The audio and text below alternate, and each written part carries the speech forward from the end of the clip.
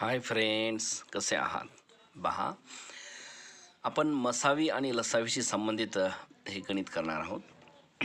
प्रश्न असा आहे, दोन संख्यांचा मसावी आणि लसावी हा 5 व 385 असा आहे.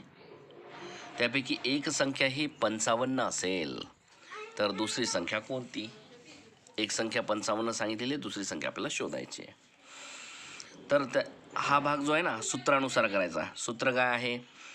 मसावी गुणाकारामध्ये लसावी बरोबरचं चिन्ह, पहिली संख्या गुणाकारामध्ये दुसरी संख्या.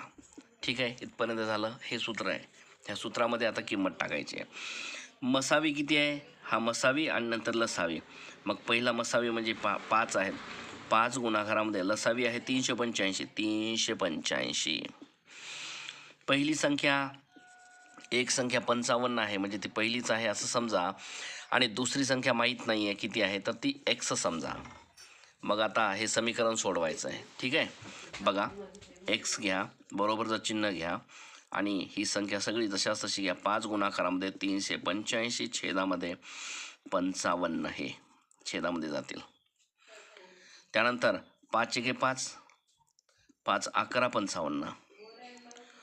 त्यानंतर शिल्लक राहिलेले आहेत. बघा,